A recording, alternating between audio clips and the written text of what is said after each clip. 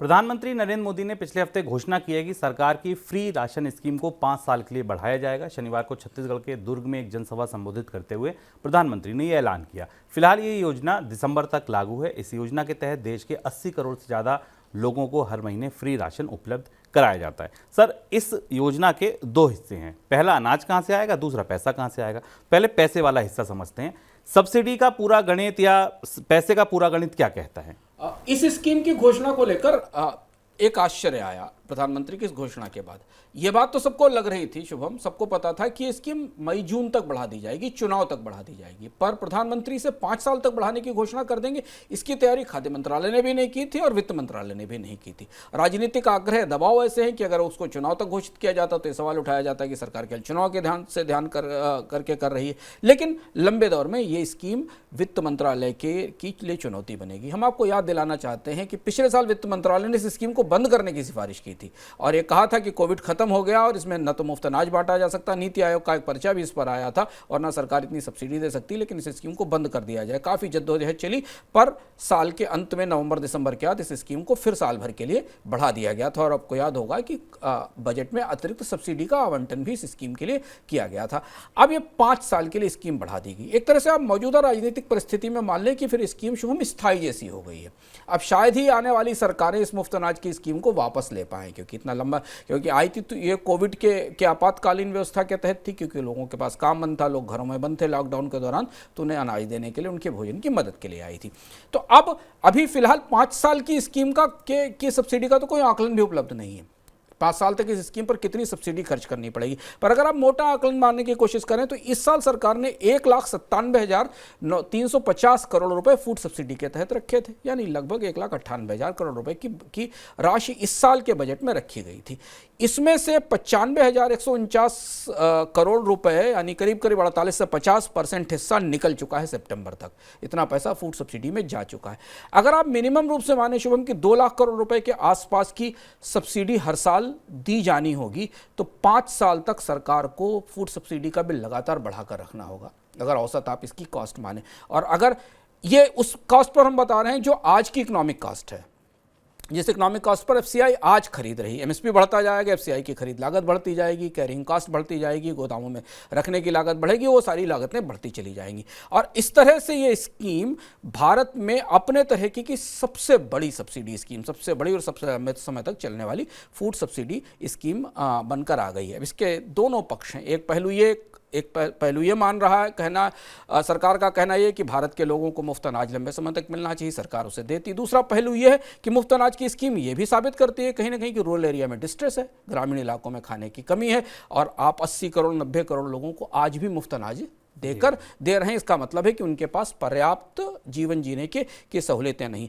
पर बेहद आर्थिक दृष्टि से बेहद असमंजस भरा फैसला रहा होगा, पर राजनीति हमेशा आर्थिक फैसलों पर भारी पड़ती है, और वैसा हमें दिखाई दिया। अब थोड़ा सा आप रिवाइंड कीजिए मनी सेंट्रल और फिर से वो खबर पढ़िए, सुनिए, जिसमें अभी बताया था कि भारत सरकार का कर्ज 100 लाख करोड़ के पार पहुंच गया है। 5 साल तक अगर ये राशन बांटना है तो सब्सिडी के लिए पैसा कहाँ से आएगा? सीधी सी बात है, आप कर्ज ले रहे हैं तो और कर्ज लेना पड़ेगा। और पहली खबर याद कीजिए, पहली खबर में ये कहा था कि रबी की बुआई के आंकड़े पिछले साल से कमजोर हैं। चलिए सर, पैसा तो कर्ज लेके ले आएगा, जैसे 100 करोड़, जैसी लादी वैसी सवा लादी, वैसी 125 करोड़, लेकिन अनाज कहाँ से आएगा? अब ये इस स्कीम की दूसरी बात है। आप और कोई सब्सिडी की स्कीम चलाइए, जैसा शुभम ने कहा, आरबीआई बैंकों से पैसा ले लिया जाए, करेंसी छाप ली जाए, सरकारें कर्ज लेती रहती, उधार लेती रहती, बांटती रहती। पर यहाँ स्थिति ये कि आपके पास पैसा हो भी तो अनाज कहाँ से होगा? और अनाज का बाजार इस बार बुरी तरह उलझा हुआ है। और शायद एक ये वजह थी कि पिछले साल की मनी सेंट्रल में अगर आप देख रहे हैं रेगुलर, तो या इस पर हम लोगों ने एक विस्तार से इकोनॉमिकम भी किया था भारत में। इस अनाज स्कीम की बढ़ोतरी को भांपते हुए कैसा होने वाला, भारत के अनाज बाजार में क्या हो रहा, उसका लिंक भी इस प्रोग्राम के साथ नीचे होगा, जिसको हमने विस्तार से बताया था कि भारत में अनाज की मांग और आपूर्ति में कितना झोल है इस साल की गणित क्या है, तो उसे आप विस्तार से समझ सकते हैं। सब्सिडी है, पैसा बांटने की क्षमता है, सरकारें कर्ज लेकर बांट सकती हैं, पर अनाज का क्या होगा?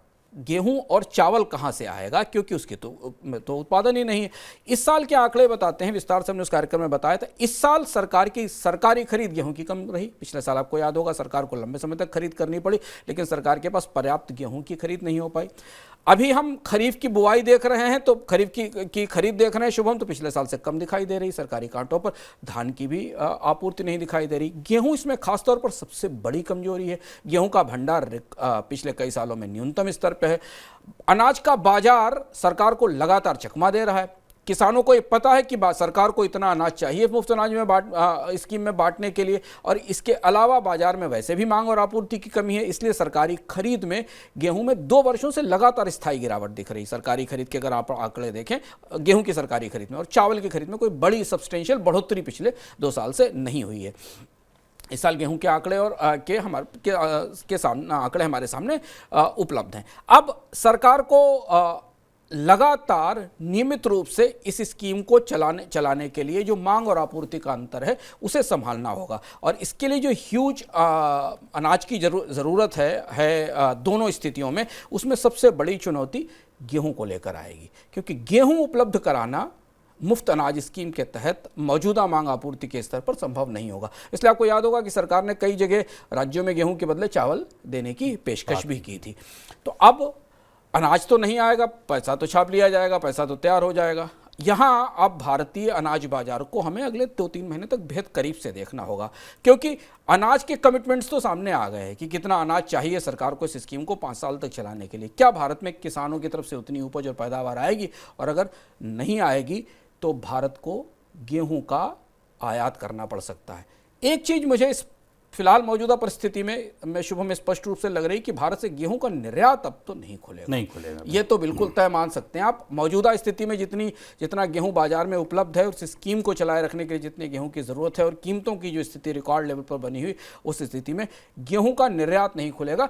चावल के निर्यात को लेकर ये देखना पड़ेगा कि खरीफ की फसल का क्या होगा। लेकिन इस स्कीम का एक बड़ा ड्रॉबैक मुझे अभी तात्कालिक तौर पर नजर आता है कि भारत ने अनाजों के निर्यात में जो अंतर्राष्ट्रीय बाजार में अपनी जगह बनाई थी, उससे भारत को समझौता करना पड़ेगा, क्योंकि अब निर्यात के बाजार में भेजने लायक अनाज और गेहूं उतना पर्याप्त अनाज फिलहाल अभी इन 2 फसलों में आने वाली रबी में और मौजूदा खरीफ में तो आता नहीं दिखाई देता।